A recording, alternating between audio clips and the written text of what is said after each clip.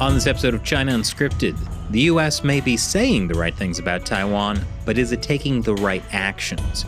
Could keeping the status quo with Taiwan actually be putting the US in more danger? Welcome to China Unscripted. I'm Chris Chappell. I'm Shelley Zhang. And I'm Matt Gnaista. And joining us once again today is Ian Easton, Senior Director of the Project 2049 Institute. Ian, it's great to have you back on. Chris, Matt, Shelley, it's great to see you guys. Thanks for having me back on the show.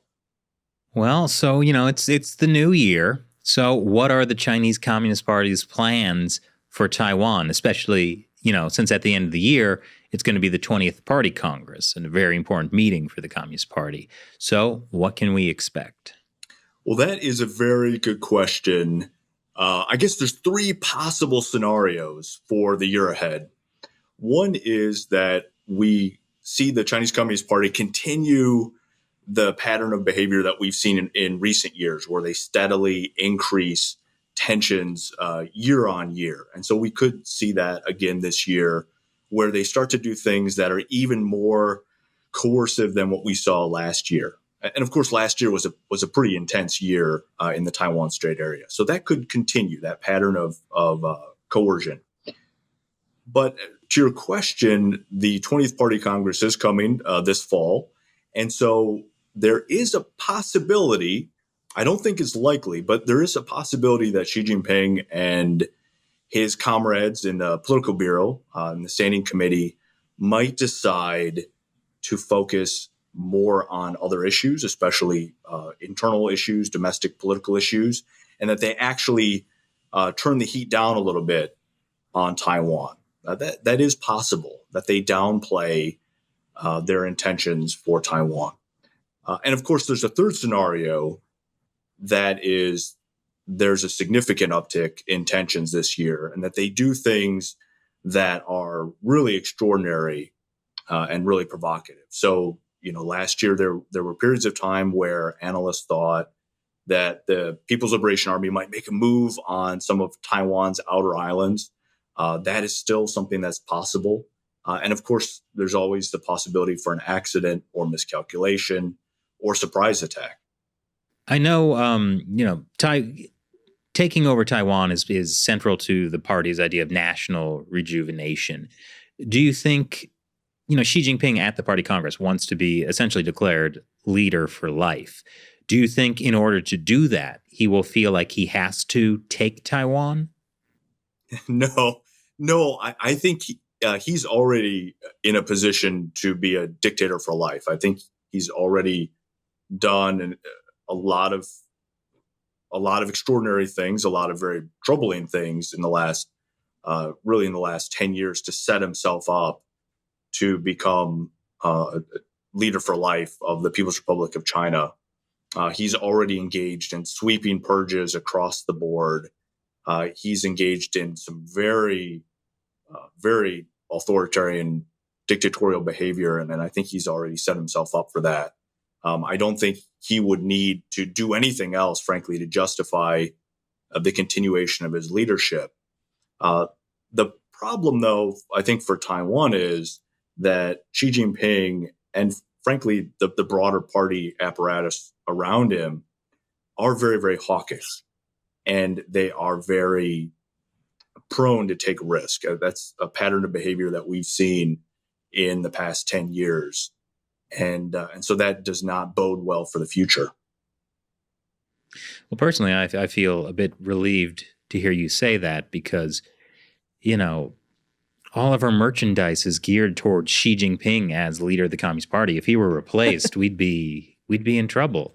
Go to ChinaUncensored.tv/merchandise to look at our great. I was not thinking that's where you're going to go with that. That's why I'm 2 steps ahead of you. Yeah, ahead. That's what's happening. Well, so I think one thing that often gets lost in the conversation about China's military intentions towards Taiwan is, we look at like the record number of jets flying into Taiwan's air defense zone. But what gets lost is just how much effort the Communist Party is putting into its military buildup globally. getting strategic ports, investing in critical infrastructure. What do you think these sort of more global actions and ambitions, how does that tie into Taiwan? Well, that's a fantastic question.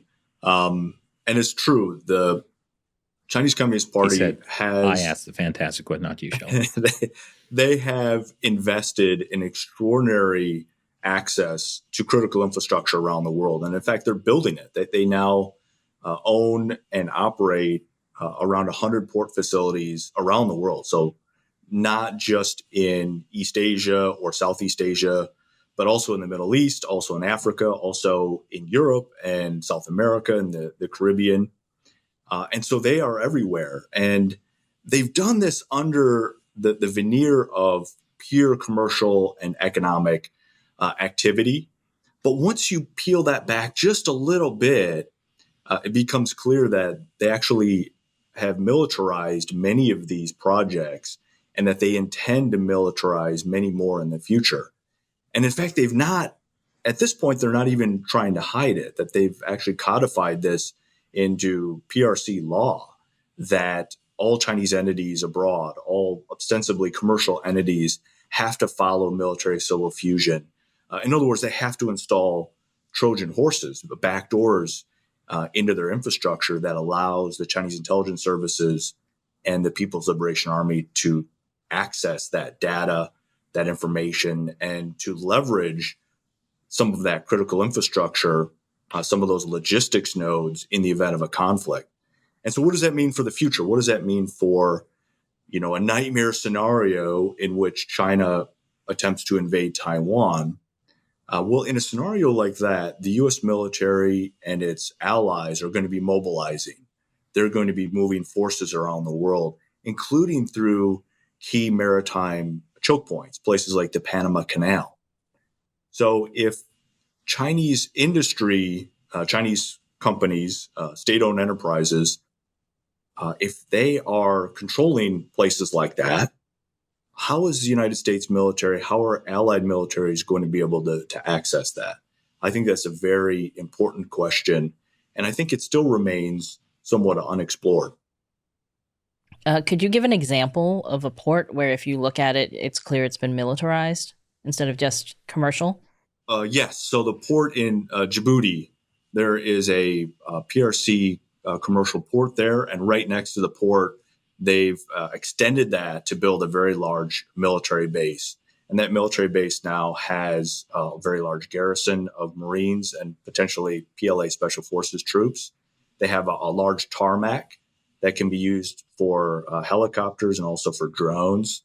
And in fact, they've actually installed a military-grade laser system, which they started to use, I believe, in 2018 to blind temporarily blind. I mean, it's not for life, but it's very dangerous to temporarily dazzle or blind U.S. military pilots that are flying in and out, because there are a number of countries that have military bases there. It's a very strategic location. And so the U.S. has a base there. The French have a base there. The Japanese, the Italians all have bases there. And so China has built this base, and they've built it on the back of what started as civilian infrastructure. This has actually also happened in Argentina, out in the Patagonian desert, where they started construction, I believe, in 2013.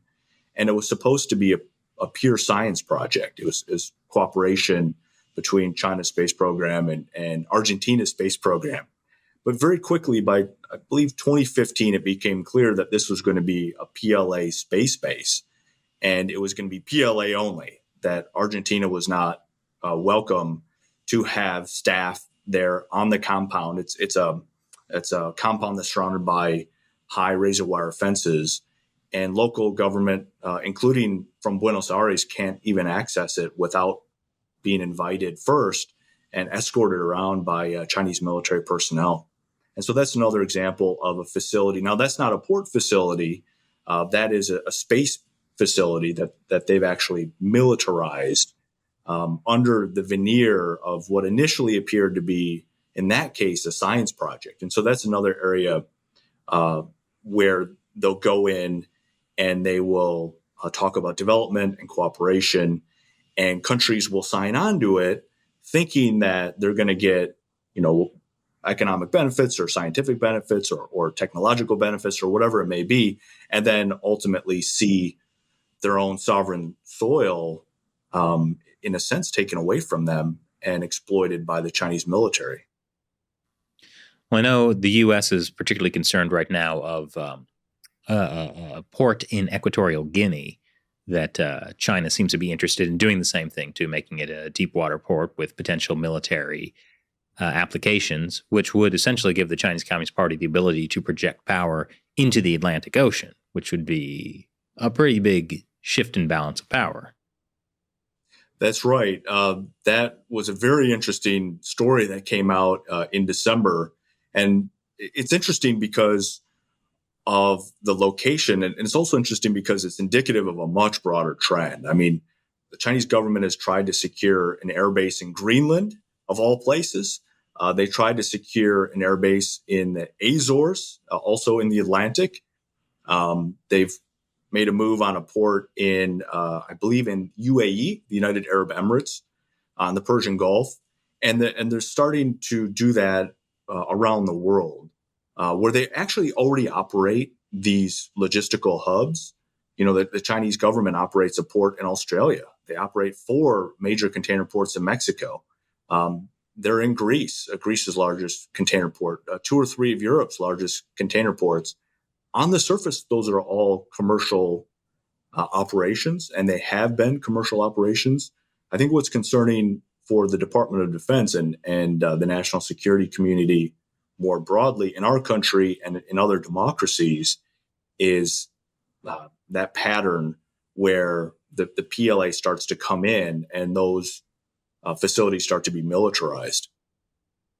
And so you think ultimately this is a way for the Chinese Communist Party to interfere with the United States' ability to project military power into Asia, into the defense of Taiwan? Yeah, I do. I think there's very little question that they're doing this with a strategic end in mind. Now, there's the broader strategic goal of increasing Chinese Communist Party influence, political influence more broadly on a global basis.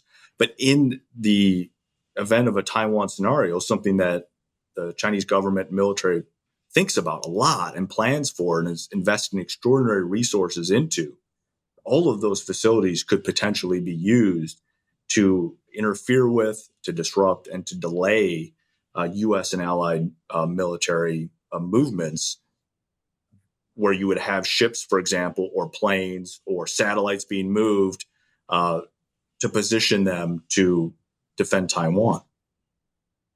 Yeah, I mean, I would say that it's even less, less easily observable than that. Like say that they've got this strategic port in Djibouti, which has direct access to the Suez Canal, right? So imagine if in the event of war, the Communist Party basically blocks international shipping through this key area. And then it's actually major U.S. corporations and European corporations that are then lobbying the Western governments to not engage in war so that they can resume their shipping. And imagine how much power, whether it's Wall Street or the City of London or other institutions, have on politics, right? It's the way that the anti-war movement affected the outcome of the Vietnam War 50 years ago. But you could also have, in this case, not so much protests, but actual corporate lobbying changing the outcome of the war because the Communist Party has made it so disruptive for those companies. Yeah, Matt, that is such a good point. I do think that they are exploiting all of these avenues, commercial, industrial, trade, technological, their control over countries' supply chains for critical infrastructure and also critical equipment. And we've seen this on multiple occasions during the COVID-19 pandemic, where China's government has leveraged its stranglehold over international supply chains of things like PP&E for a political end. And that certainly is something that we should expect to see happen in the event of a Taiwan scenario. And in fact, it's probably something that's happening already. And it may account for the fact that in spite of some really good rhetoric that we've seen over the last year or two from fellow democracies expressing support for Taiwan, very little action actually to put anything behind those words. I mean, look at what the Chinese Communist Party is trying to do to Lithuania right now on an economic level, not just stopping trade with Lithuania itself, but pressuring European countries that want to do business with China, not European countries, European companies that want to do business with China to not do business with Lithuania.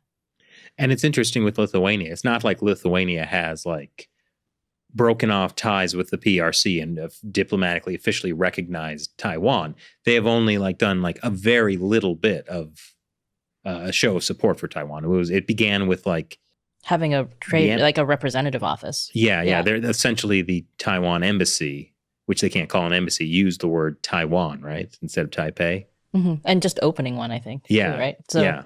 So like a very minor show of support for Taiwan was enough to kick off this entire situation. So we've been talking about these, the potential for these economic ports to become militarized. But, you know, you were mentioning the current economic leverage the Chinese Communist Party already has through these ports and through a variety of other factors. How is China using its economic leverage to further undermine Taiwan? Shelley gave a great example of Lithuania. Yeah, I think Lithuania is a great example. We've seen this with airlines around the world. We've also seen this with major car brands, companies around the world having to change their websites around, having to minimize Taiwan's presence in Hollywood movies, for example. I know a lot of media companies have come under some pressure not to talk about Taiwan or to talk about Taiwan in a certain way and not to mention maybe other things. So, for example, you will very rarely see American newspapers or CNN or others talk about the Republic of China, which, of course, is the official name of Taiwan's government. They will talk just about Taiwan, and they'll talk about Taiwan as a renegade province. In other words, they'll use the kind of jargon that the Chinese Communist Party would prefer. And, you know, by doing that, shape the narrative in a certain way that favors Beijing and not Taiwan or not even the United States. It's not objective truth, right?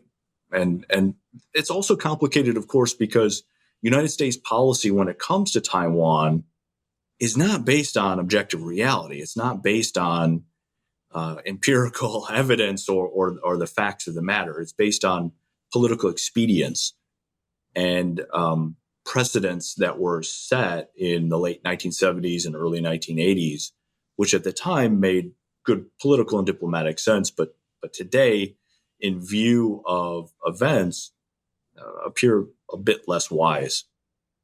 Yeah, it's interesting that the U.S. policy on Taiwan is so hard to understand for lay people.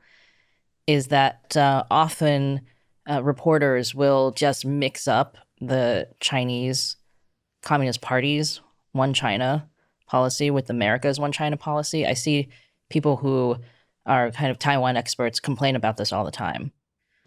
The idea that the Chinese Communist Party is trying to get the world to believe that everybody believes their One China policy, which is that Taiwan is part of China and the PRC is China. They use that to kind of confuse people. But the U.S. policy is so unclear to most people that they actually think, oh, yeah, it's the same thing, right? Well, it's very unclear, actually, to U.S. government officials as well, because the U.S. policy is intentionally vague. It's intentionally confusing. It's intentionally ambiguous. It's not clear. And does that serve the American interests? Probably not. I think it's the favorable outcome for the Chinese Communist Party. I don't think that does us any favors as a nation. You know, we're a country that believes in transparency. We thrive on transparency. We rely on it. We need the facts to make good decisions. and to have the US government actually intentionally obscure the facts and to have different government websites say different things. So, for example, if you go on the State Department website, there's a certain type of jargon that they use, which is very confusing about Taiwan. They don't refer to it as a country. They don't refer to Taiwan's government. They refer to the Taiwanese authorities or the Taiwan authorities, just by way of example. And there's a lot of other strange jargon that they use. Then you go, for example, if you go to CIA's website, they actually refer to Taiwan as a country. And they actually have Taiwan's national flag on their website. If you go to the CIA World Fact Book, and you can see the Republic of China flag, Taiwan's flag, and they do refer to Taiwan as a country. They have a country page for it. Now, it's still a little vague. Their description is probably could use a bit more clarity, but it is interesting when you look at that and you see that even within the U.S. government, there's confusion here. Why do you think there is that discrepancy between the State Department and the CIA? And I'm sure it also exists between the other departments as well, Commerce and Treasury and DOD. And this is, I think it's the legacy of some policy decisions that were made a very long time ago, before any of us were born.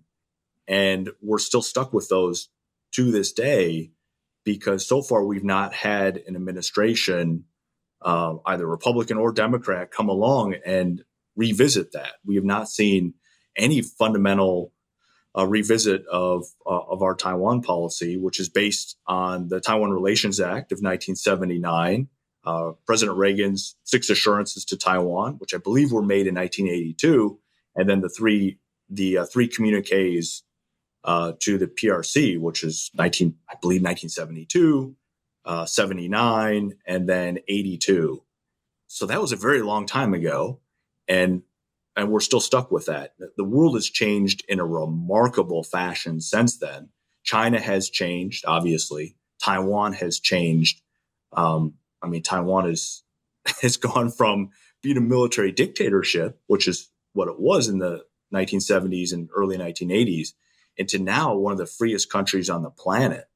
And yet we still are stuck with this legacy framework. So, Ian, if you were in charge of the U.S. government's Taiwan policy, what do you think we should do?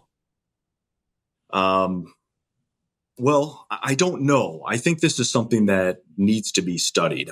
And that's, for me, it's one of the unfortunate realities of the community that I'm in, the think tank community, that there have not been more studies of U.S.-Taiwan relations. Now, of course, there have been some, and I'm biased because I've been involved in some of those, but there's very little, actually, and there's very little appetite to revisit some of these fundamental questions. Now, last year, we did see a very good, very rich debate about strategic ambiguity versus strategic clarity.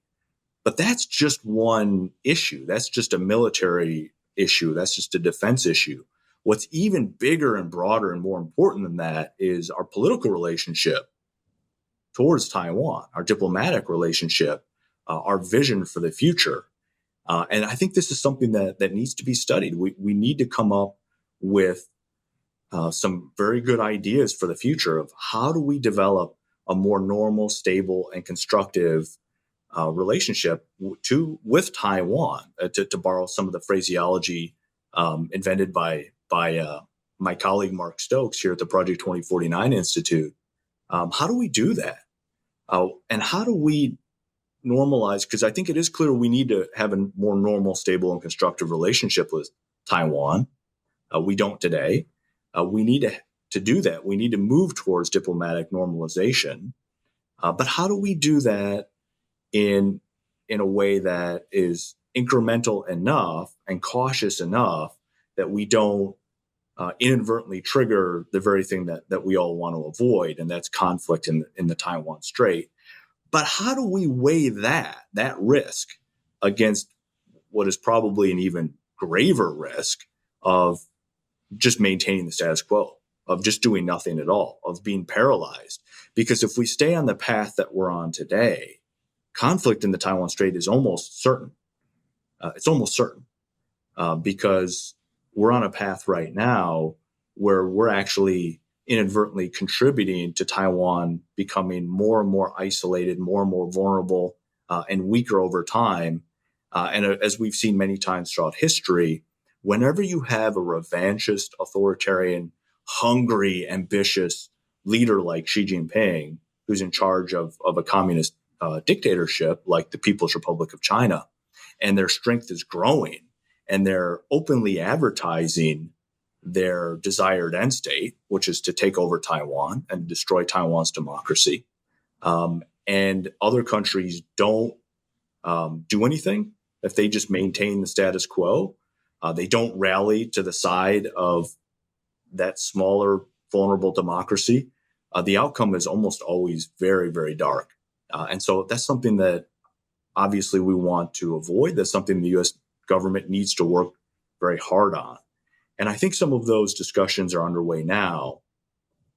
But again, so far, while the rhetoric has been very, very good, very strong, not that much is being done yet. And I think that's remarkable, actually, how there's that say-do gap that's there and just how big that gap is. So Shelley asked you a question, which is, what should we do about Taiwan? But let me ask a slightly different question, which is, what should our relationship with Taiwan look like, ideally, irrespective of how we get there? Well, I think that's obvious. Ideally, we would want to have normal diplomatic relations with Taiwan. We would want to treat Taiwan just like we treat any other country. We would want to have an embassy in Taipei. Would Taiwan have nukes? I'm not a big fan of nuclear proliferation, but I do think that if we want to avoid it, we would have to extend our nuclear umbrella to include Taiwan. The way today it includes South Korea, it includes Japan, it includes the Philippines, Thailand, and Australia. I think if we don't want to see countries proliferate or not proliferate and then get invaded, I think at some point in the next, and I don't know what the timeline would look like, next 10 years perhaps or 20 years, that we're going to have to extend our nuclear umbrella to include Taiwan. You mentioned, Ian, that if we keep going the way we are, if the status quo, there will be almost inevitable conflict. Do you think that's something that is clear to the U.S. government right now? I don't know, but I get the impression that there's a debate going on. And we've all read about this, right? Where last year you have admirals, 4-star admirals and generals coming out and now talking about potential timelines. And it's bizarre. For me, it is bizarre to see the top military officers in our country come out and debate when China will be ready to invade Taiwan and when they think it might happen. You know, there's one school of thought that says 2027. Others say before then, others say after then. And of course, nobody knows because nobody can predict the future. But it's really remarkable and I think very troubling to know that there is this debate that's going on in the halls of power in Washington, D.C., and in the Pentagon and in our combatant commands, like, you know, out in Honolulu, for example, where they're seriously asking these questions and they're seriously worried that this is coming. And there's a sense that deterrence is failing. Our ability to prevent war is diminishing very quickly, especially when it comes to China, and that this may actually happen. And I think if you look at this from the perspective of deterrence theory, and again, this is not something I'm an expert in by any means, but I've spoken to some professors who know a lot about deterrence theory and studied this, the way it worked in the Cold War. And the impression that I've gotten is that there's no theory of deterrence that works when it comes to Taiwan. And so we need to do something different than we're doing today. I think that's very clear. We need to be able to come up with a roadmap to normalize the relationship with Taiwan and to do it in a wise fashion. Because if we don't, if we continue on the path that we're on right now, where we actually isolate Taiwan, that we treat Taiwan essentially like a diplomatic pariah state. Taiwan's not allowed in the United Nations. It's not, the president of Taiwan, the foreign minister of Taiwan, top Taiwanese officials are not welcome in Washington, D.C. Taiwan has bombers. We saw this last October, where in the span of just a few days, China's Air Force conducted a massive drill where they were sending, I believe the total was about 150 warplanes into Taiwan's air defense identification zone. Obviously, a very provocative move, very worrisome if you're in Taiwan and on your radars, you start to see dozens of Chinese bombers coming your way, only to turn around at the last minute.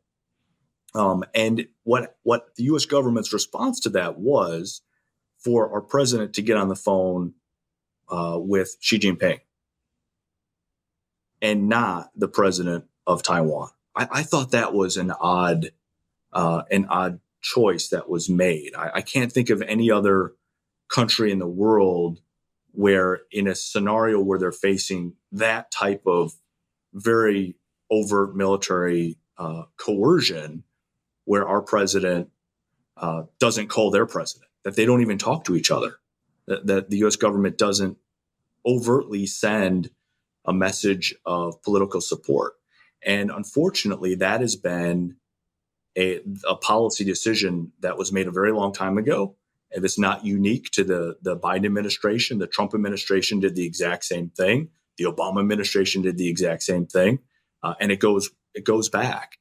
And so I think these are the types of policy decisions that really ought to be revisited, because I don't think it's going to be a good thing for strategic stability for us to continue on this path.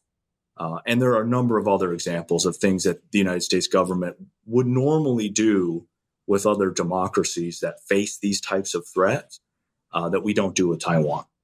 Do you think the reason the U.S. is being held back on taking these strong stances on Taiwan is because, in general, the United States seems to be unwilling to really confront the Chinese Communist Party as a threat as a whole?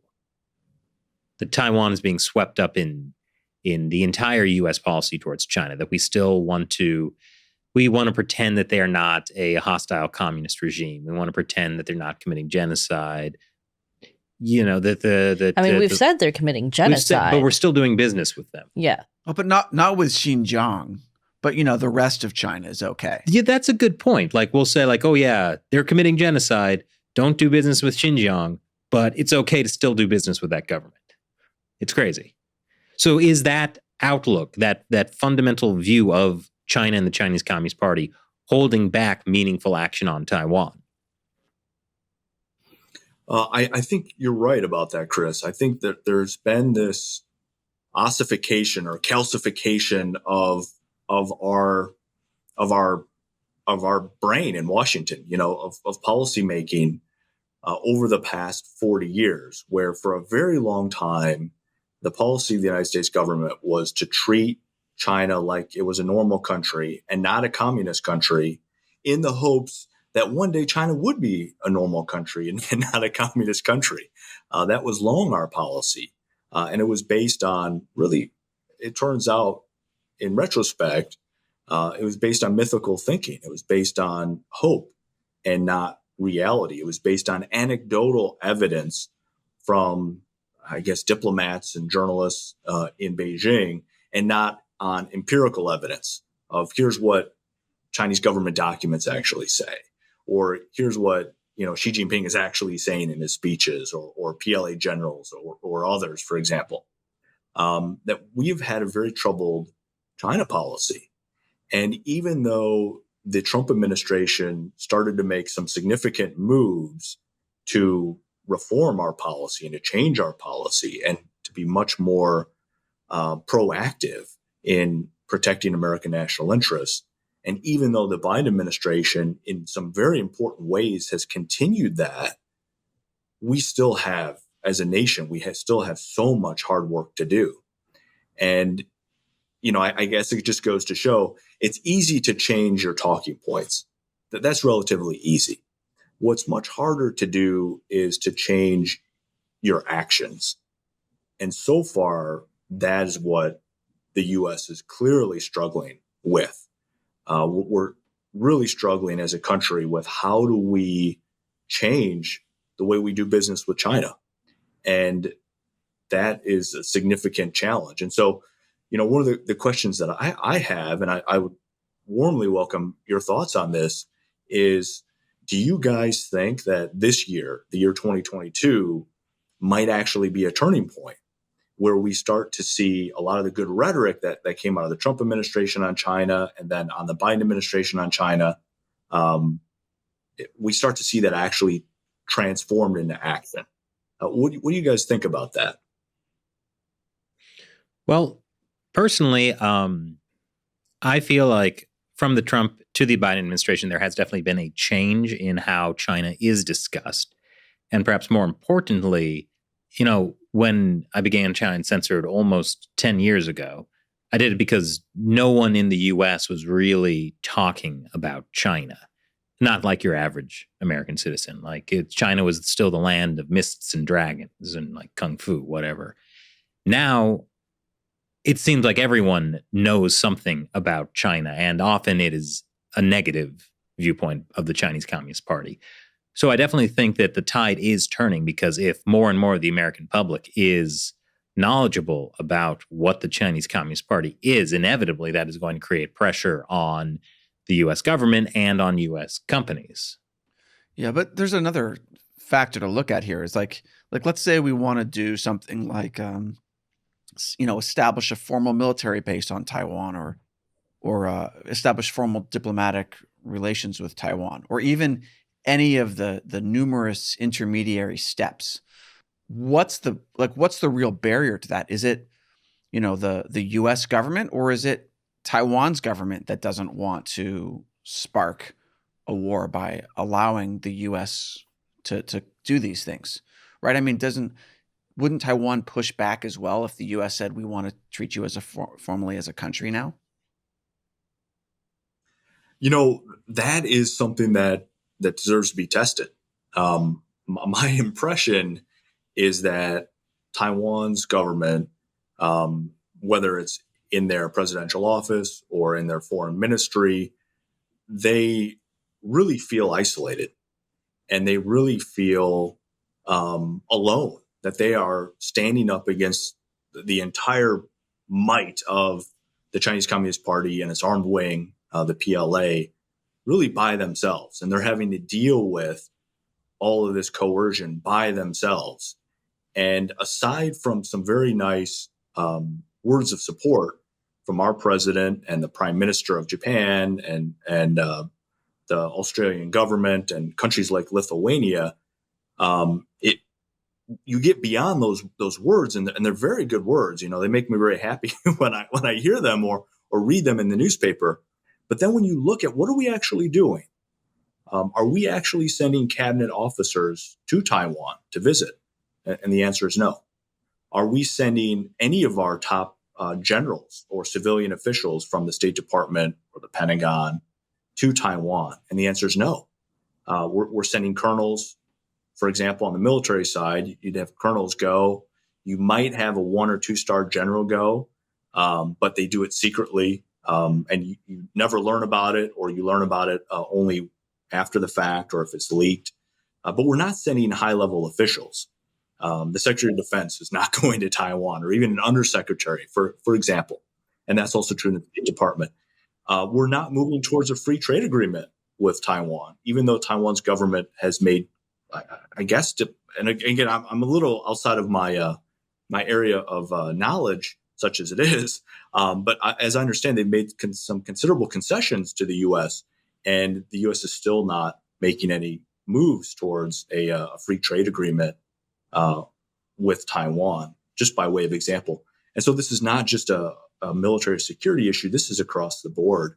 And it really is remarkable how little so far the United States and other democracies are actually doing to show solidarity with Taiwan, in spite of this awakening, I think that's happened over the last 12 or 18 months regarding how important Taiwan is for everybody's interests. You know, how important the stability of the Taiwan Strait area is for all of us.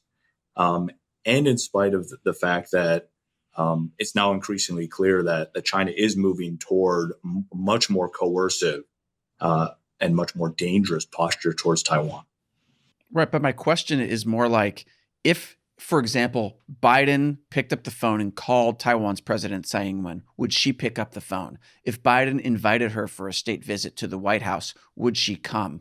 Like, I think Tsai would definitely pick up the phone. She picked up the phone for Trump. And she has toured the U.S. several times. I mean, I think I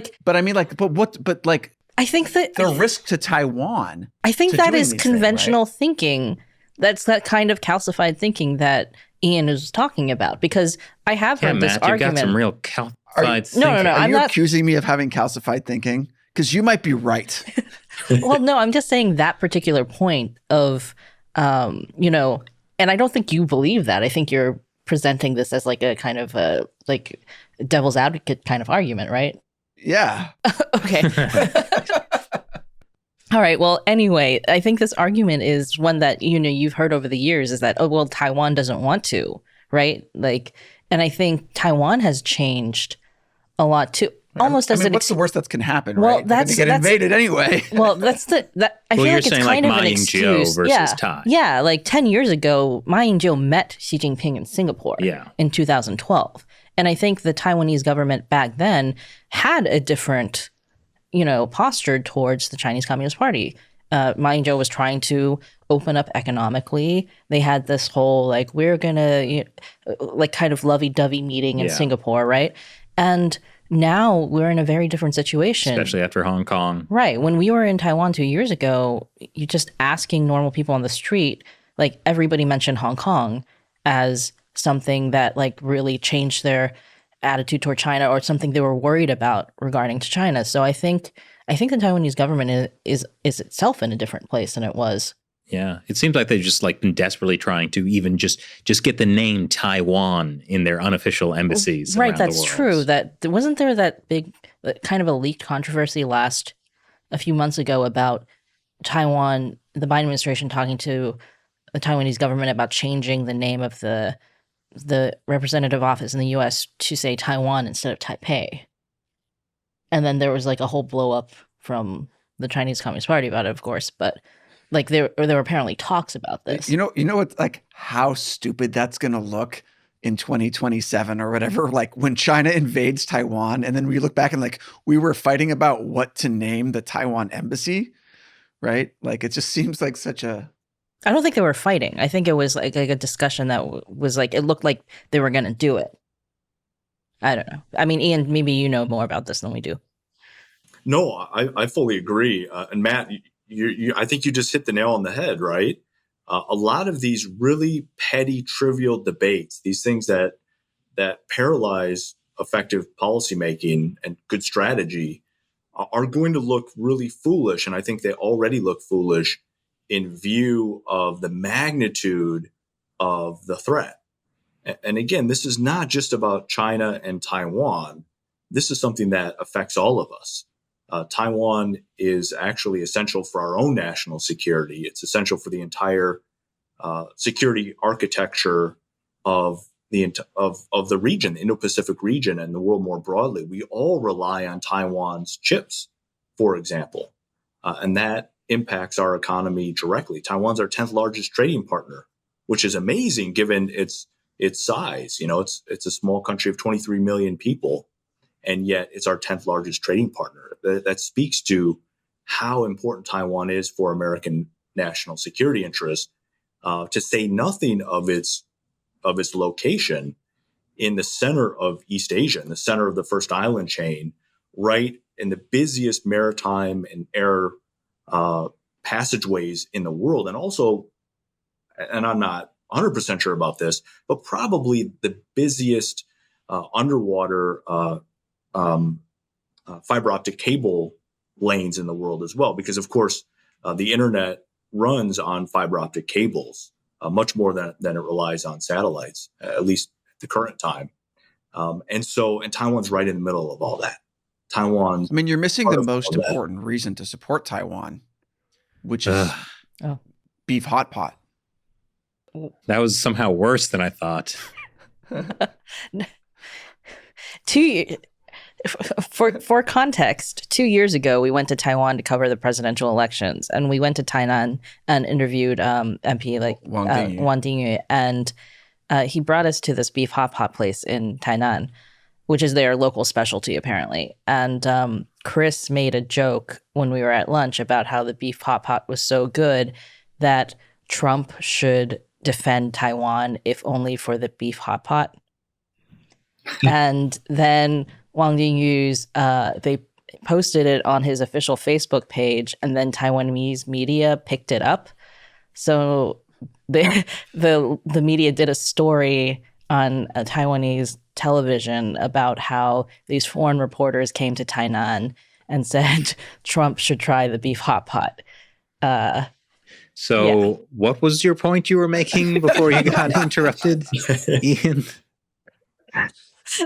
Well, see, it's such a good story, and it's such a great point. I mean, these are the types of things that our officials, our leaders are losing out on.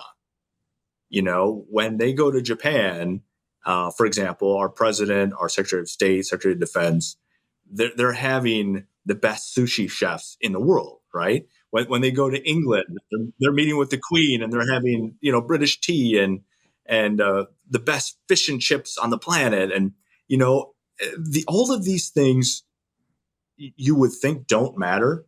You would think all of American foreign policy and diplomacy is made on, purely cold calculations of national interest. But of course, that's not true. We're a world of human beings, and we make some decisions based on subjective experiences. And that's especially true for politicians.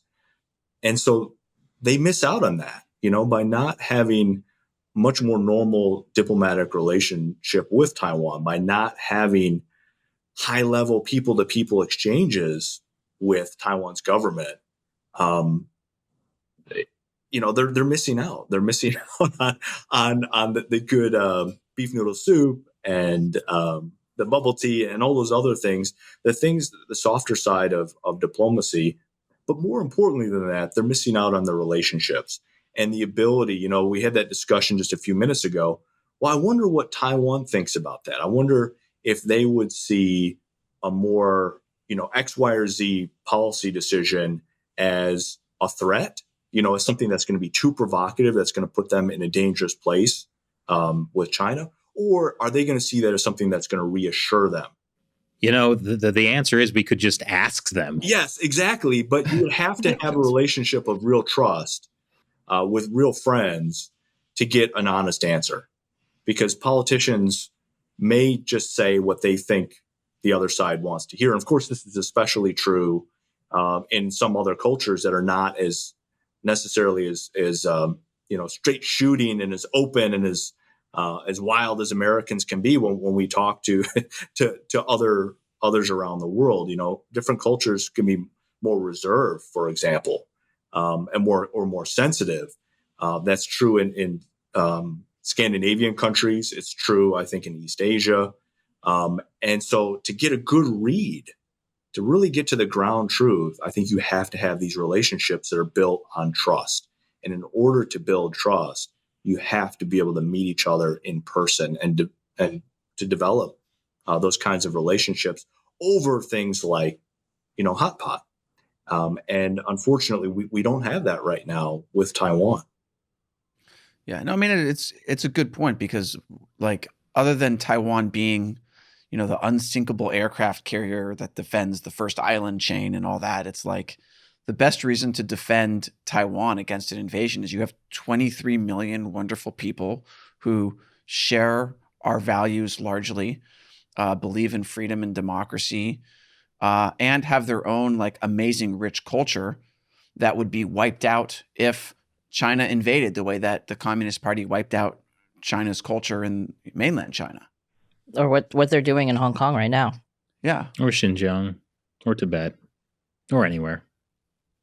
Right. And if you've never been to Hong Kong or Xinjiang or Taiwan, if you've never met the people who actually live there, then it's very easy to have a callous approach and to just think of them as an abstraction instead of as fellow human beings that are just like you. And in many cases, share your fundamental beliefs and values and principles, and in some cases are your good friends. If that's not the case, and I think it's certainly not the case for the vast majority of people in the U.S. government and in other democratic governments around the world, because they don't go to Taiwan, then it's easy to see it all as something just abstract, something distant. It's not personal. There's no emotion attached to your policy. And I think there's something really unfortunate about that. And I think it's very problematic. So my advice to President Biden, who's presumably watching this, is pick up the phone, call President Tsai Ing-wen, invite her to the White House, share some bubble tea, and just have a chat. Yeah, if we can invite the Dalai Lama to the White House, and by the way, I think the U.S. should be doing that more often, then why would we not invite a country like Taiwan, the leader of a country like Taiwan? I mean, talk about a democratic, pro-American success story. It's really amazing how far Taiwan has come. Taiwan is, in many ways, it's a political miracle. If you look at where they were, where they came from, and where they are today, it's one of the greatest successes, really, in modern history, politically.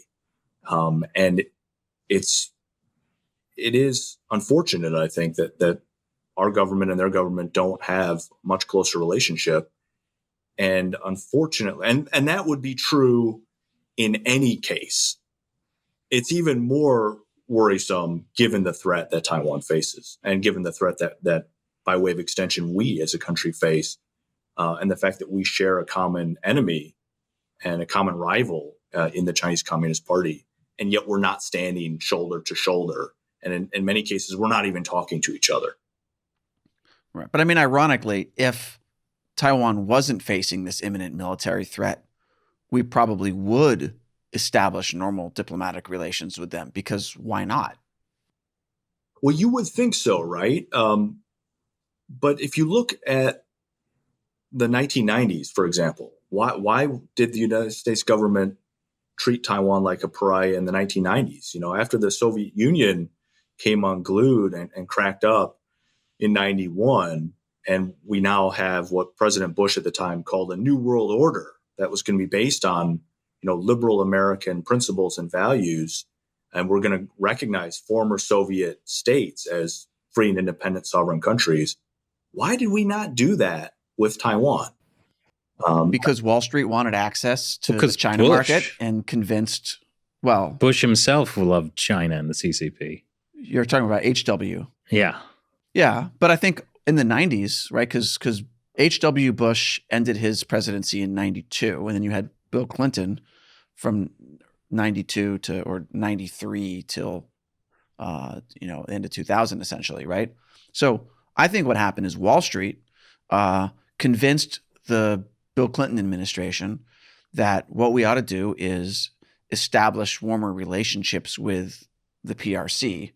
And in order to do that, like during the time when Taiwan was transforming from this military dictatorship to a miraculous democracy, that had to be ignored, because that would have affected our ability to do the kind of business with China that a lot of these big companies wanted to do. And I think that, we live in a country where Wall Street has an enormous influence on government policy. And that's like, we didn't have those interests in Taiwan business-wise. And I think that's probably the simplest explanation for it. No, I think the CCP had some more direct lines to the Clintons than just Wall Street. But that's besides the point. There was that the whole Chinagate thing. Yeah, Chinagate, which feels so long ago. But Doesn't it? I mean, but it wasn't just the Clintons. I went back a couple of years ago and read the congressional record for when the debate was happening about whether to grant China most favored nation status permanently, which is like trade status where you no longer have to renew every year and there would no longer be any human rights debate in Congress about China's human rights policy before we granted this trade status to China. And, Senator Biden was making a speech about how we should decouple trade from human rights because, that's what's best for the Chinese people and what's best for the American people. I mean, that wasn't something that was just the prevalent thinking at the time. Yeah, there were a lot of very, in retrospect, at the time, what seemed wise, because a lot of those ideas, obviously, at the time seemed wise. And there was a broad and very deep consensus, I think, on both sides of the aisle that our China policy should be what it was at the time. But in retrospect, you look back on some of those wild assumptions that were made and the bets. Really, it was a gamble, right? The bets that were made, and they look feckless, in retrospect, in the afterlight, knowing what we know today, all of those assumptions about China's future have been falsified by events. And so now we're stuck with a policy community that still is in many ways has its hands tied by those old assumptions that were made and all the policies that came along with those assumptions, which have been falsified by events, and now trying to break free of some of those old fetters. And it's very difficult. It is pretty remarkable how slowly our U.S. government departments have been able to adapt to the new guidance that apparently they're getting from the leadership. I think it is interesting. And I wonder if, what you were talking about before, Ian, when you saved us with the bit about the beef hot pot, about, making people-to-people connections with Taiwan and how much of a difference that would make. I feel like the Chinese Communist Party has really been able to use that and in their favor when it comes to, policy people, when it comes to government officials in the U.S., where so many of people have, even on state levels, right, have gone to China on these economic junkets, and they've, seen the wonderful high-speed rail in Shanghai and the beautiful tall buildings, and they've met wonderful Chinese people, and they've been exposed to this like Chinese culture, like all this stuff that kind of gives them stars in their eyes when they don't really, they think about that when they think about China and not really the reality of the Communist Party. I think, even for people who are more policy experts, if you go to China, 10, 15 times a year, or like if you're constantly mingling with Communist Party officials, like you're going to be influenced. That's right. It is remarkable how good the Chinese Communist Party is when it comes to propaganda, when it comes to political warfare, when it comes to psychological warfare. They are very, very good at it. They can be, when necessary, they can be extremely charming. They can sign very lucrative trade deals. Companies find business in China very lucrative, at least initially. Many do.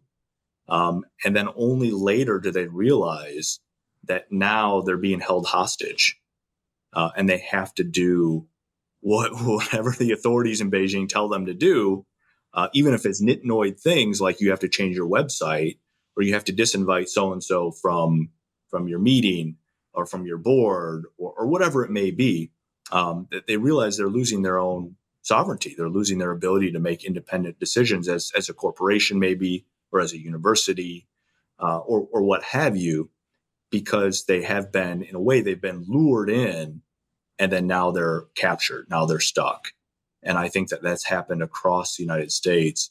And you're right, Shelley, there was a moment in time not long ago where you were not cool if you didn't go to China. And that was true for everybody. That was true for movie stars. That was true for NBA athletes. That was true for every university president and university program director. That was true for U.S. government officials. and CEOs, just really across the board. And those same individuals that could have been going to like-minded democratic Taiwan or to our other allies in the region like Japan or Australia or elsewhere, they didn't. They went to China. There's an opportunity cost that comes with that. And now we're suffering for it. And I think a lot of those companies are suffering for it. I mean, you look at the fate of a company like GE or Motorola or IBM, where they've all just gotten eaten alive by their business deals with the Chinese Communist Party. You look at companies like Boeing today, that they're made to contribute to the success of AVIC, who's going to take their market share in the future, and is already starting to do that. It's really remarkable what a cunning job, the guile of the Chinese Communist Party, how flexible it is and how seductive it can be for a lot of these business leaders and thought leaders who don't realize what they're getting themselves into until it's too late, and then they're trapped. Well, here's something I've been curious about. It's pretty clear how China has influenced corporations, Wall Street, and how they've, bought off or influenced a lot of politicians. What I don't get is why we're not hearing more from like all these pro-peace organizations about Taiwan. Like, a lot of times they'll be very quick to criticize the United States for its militarization, but never anything about Taiwan. Yeah, it is remarkable, isn't it? I mean, you would think that organizations dedicated to peace, as an objective, like the Union of Concerned Scientists, for example, or organizations that are dedicated towards a greener planet, that, Greenpeace, for example, that they're so quick to criticize the U.S. government. And of course, there's nothing wrong with that. That's what we're doing here today. That's our duty, I think, as citizens in a democracy. But they're so quick to do that, and yet they stay silent on the actions of the Chinese Communist Party, on the actions of the Chinese government. So when China threatens a peaceful democracy like Taiwan, they stay silent. When China militarizes, first when they dredge beautiful coral reefs in the South China Sea and then turn those into giant military facilities, giant air bases, how they stay silent on that. I mean, I remember in 2007 when China tested an anti-satellite weapon. So they fired a ballistic missile into outer space, and it hit a satellite, a very small weather satellite, an old defunct Chinese weather satellite, and they blew it to pieces. It just shattered it, and it created more space debris in that single instance than the entire U.S. space program had created in like 50 years. And in fact, I think as much as the U.S. and the Soviet space program combined during the whole of the Cold War. And yet there was very little outcry from the non-proliferation community. There was some coverage of it, but there was not an all-out offensive against Beijing. If anything, they were very critical of the United States. They said, well, China's just doing this because of, the U.S. forced them to do it. And China's polluting now because, they have no choice. It is pretty remarkable. I mean, Greenpeace is in China. It's true. So are they all a bunch of communists? I need a simplified worldview. Okay. Well, I mean, I do think there's an interesting article in The Nation about what the left should do about China. Oh, yeah. It's an interesting read because it shows that there's a spectrum of people who identify as progressive or even harder left, who some of them are more in the, China's been defamed by the U.S. camp. I mean, there are the people who are just outright genocide denialists, but most people, I think, aren't there. Well, most people on the left, according to this article, seem to be, and we're talking, people who work in think tanks and policy stuff too. A lot of them were on the, there's definitely genocide in Xinjiang, and that's bad. But like, it's like there was a lot of hesitation about kind of doing anything about it, or what you could do about it that wouldn't, in their minds, kind of play into the hands of like the right wing hawk kind of community that they're thinking about. So it was definitely an interesting read. I recommend it to take a look at how progressives are trying to grapple with how to deal with China.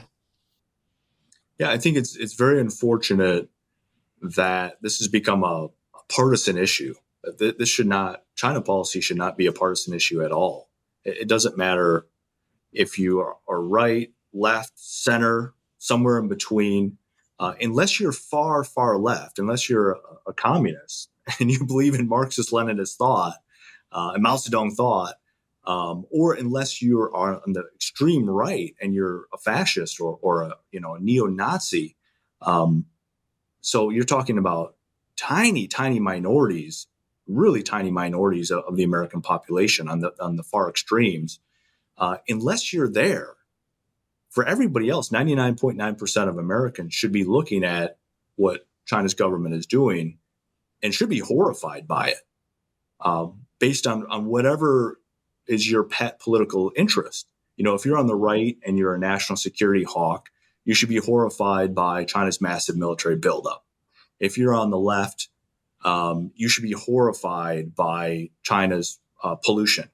All of the emissions that China is responsible for, not only within China, but also the dirty coal burning plants that it's building around the world. You should be horrified by China's human rights and genocidal behavior. And if you're in the center, well, then the list of things that might worry you it's almost endless, right? And so it really should not be a political partisan issue. But the fact that it has become that way in recent years, I think, does speak to not only some of our domestic troubles, which are natural in any democracy. You're always going to have political bickering that goes on, but also the troubled China policy that we have. I think there's a lot of work to be done, and happily, thanks to China Uncensored and China Unscripted, we're all going to be able to have much better informed conversations going forward. I don't know if you guys noticed, I brought the mug here. Oh, nice. Hey, that's got the old logo. We should send Ian a new mug. Send Ian a new mug. Wait, is that what do they call it when journalists and some kind of conflict of interest, like buying people off? I think what actually happened is that Ian has just incepted the idea into our minds that we need to get him a new mug. Hey, that wasn't very nice of you. He's learned something from Chinese influence operations. Hi, that's right. We thought it was our idea. All I can say is, for all the viewers out there, my morning coffee tastes especially good in this particular mug. And I don't know that it has anything to do with the logo that may or may not be on there, or all the important meaning that's behind it, or the wonderful people who are behind that particular program. In fact, this particular program. But it just tastes especially good to me. So it's my personal bias. And you too can own one of these mugs. Go to ChinaUncensored.tv/merchandise and get your China Uncensored mug today. Thanks for joining us, Ian. Well, thanks for having me on the show, guys. It's great to see you again, and Happy New Year. Really appreciate the opportunity to chat. Happy New Year. I hope this is the year where we do make a turnaround. We do make a turnaround, and not the year of a Chinese invasion of Taiwan. Fortunately, they're saying that's like 2027 early. We got plenty of time. Plenty of time to dilly-dally. As Churchill said, America is the country that will always do the right thing after exhausting every other option. We'll get there. All right, Ian, we'll have you on again soon. Thanks a lot. Thank you, guys. It's interesting what Ian talked about, like people on the right should be concerned for national security. People on the left should be concerned about pollution. But I would argue that even people on the extremes should be concerned. Like, I think Marxists should be really concerned about what's happening in China. You have massive inequality. You have workers completely lacking rights. They have zero control over their corporations. They can't effectively unionize. And you have this persecution of people based on their beliefs. So I mean, China is literally persecuting Marxists too. Right. So it's so what's happening in China, it's anti-Marxist values as well. And I'd say people on the far right, I mean, you're looking at what Xi Jinping is essentially doing, creating this, Han Chinese ethno-state and destroying not only China's traditional culture, but also trying to keep Western ideas out. So regardless of your, like, even if you're like this a really extreme, white supremacist, like, you should be concerned. Now, I'm just saying that, like, there's literally every person on every part of the spectrum should be concerned about the Chinese Communist Party. Exactly. Well, that's an argument I did not expect to hear. Yeah. Well, I don't think there's a lot of Marxists or white supremacists watching this, but like, just in case you are, I may not agree with you, but you should agree with us. We never did get that mute button installed, did we?